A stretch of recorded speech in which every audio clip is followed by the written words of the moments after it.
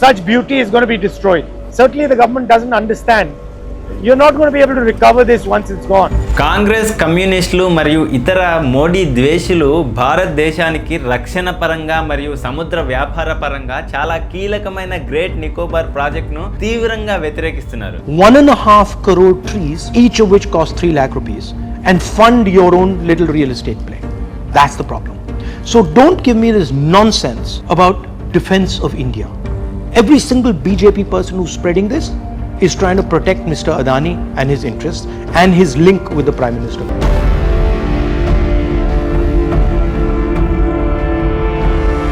వాళ్ళు చెప్పే కారణం పర్యావరణ హాని, ట్రైబల్స్ మనుగడకు ప్రమాదం అని.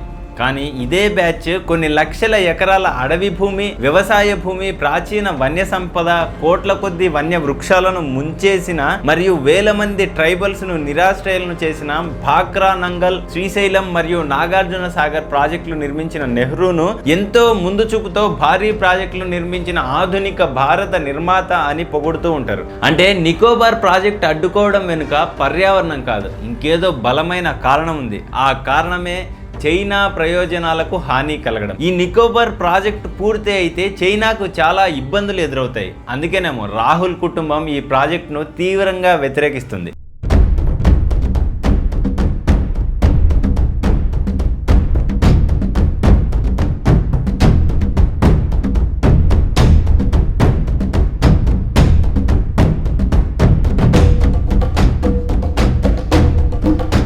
ఇప్పుడు ఇంకో విషయం చూడండి.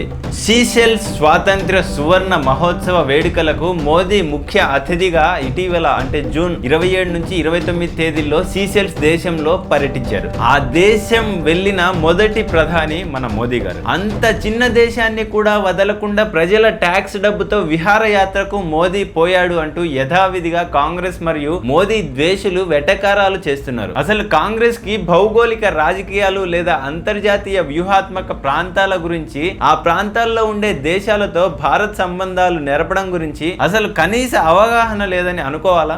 ఎందుకంటే భౌగోళిక రాజకీయాల పరంగా మోదీ ఈ పర్యటన అత్యంత ప్రాధాన్యత సంతరించుకుంది. ఈ పర్యటన వల్ల చైనాకు ఖచ్చితంగా వ్యూహాత్మక ఇబ్బందులు అంటే స్ట్రాటజిక్ కాన్సర్న్స్ ఎదురవుతాయన్నమాట. హిందూ మహాసముద్రంలో చైనా తన ఆధిపత్యాన్ని పెంచుకోవాలని చూస్తున్న వేళ భారత్ తీసుకున్న ఈ అడుగు చైనాకు గట్టి ఎదురు దెబ్బేనని విశ్లేషకులు భావిస్తున్నారు. దీనికి గల ముఖ్య కారణాలు ఇవే. ఫస్ట్ పాయింట్, హిందూ మహాసముద్రంలో చైనా స్ట్రింగ్ ఆఫ్ పల్స్ వ్యూహానికి బ్రేక్. చైనా భారత్ ను చుట్టుముట్టడానికి హిందూ మహాసముద్రంలోని వివిధ దేశాల్లో అంటే శ్రీలంక, మాల్దీవులు, పాకిస్తాన్ వంటి చోట్ల రేవులను, సైనిక స్థావరాలను నిర్మిస్తూ స్ట్రింగ్ ఆఫ్ పల్స్ వ్యూహాన్ని అమలు చేస్తోంది. సీషెల్స్ కూడా ఈ సముద్ర మార్గంలో అత్యంత కీలకమైన ప్రాంతంలో ఉంది.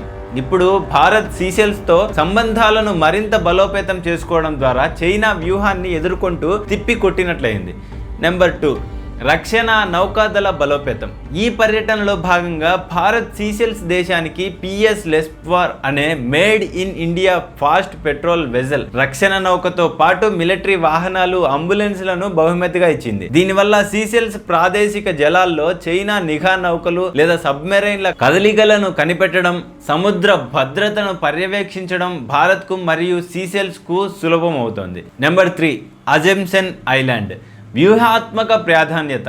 గతంలోనే సీషెల్స్లోని అజంప్షన్ ఐలాండ్లో భారత్ ఒక నౌకాదళ రక్షణ స్థావరాన్ని నవల్ బేస్ అభివృద్ధి చేయడానికి ఒప్పందం చేసుకుంది. చైనా ఈ ప్రాంతంలో చొరబడకుండా అడ్డుకోవడానికి ఈ బేస్ భారత్కు ఒక కన్నులా పనిచేస్తుంది. ప్రస్తుత మోదీ పర్యటనతో ఇరు దేశాల రక్షణ బంధం మరింత పటిష్టమైంది. ఇది చైనాకు నచ్చే విషయం కాదు. ఇక 4th పాయింట్, ఆర్థిక మరియు డిజిటల్ పట్టు. భారత్ సీషెల్స్ కు 1250 కోట్ల లైన్ ఆఫ్ క్రెడిట్ ఆర్థిక సహాయం ప్రకటించడమే కాకుండా అక్కడ యూపీఐ, అంతరిక్షం, షిప్పింగ్ రంగాల్లో పరస్పర సహకార ఒప్పందాలు MOUs చేసుకుంది.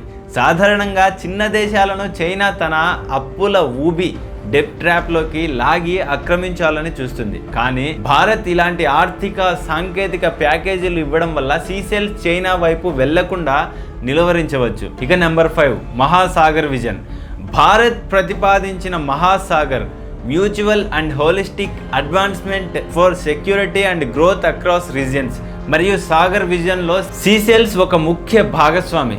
హిందూ మహాసముద్రంలో భద్రతను, నెట్ సెక్యూరిటీని ప్రొవైడర్గా భారత్ బాధ్యతలను ఇది గుర్తు చేస్తుంది. గ్లోబల్ సౌత్ దేశాలకు తానే లీడర్ అని చెప్పుకునే చైనాకు భారత్ ఇక్కడ సాధిస్తున్న దౌత్యపరమైన విజయాలు ఆందోళన కలిగిస్తాయి.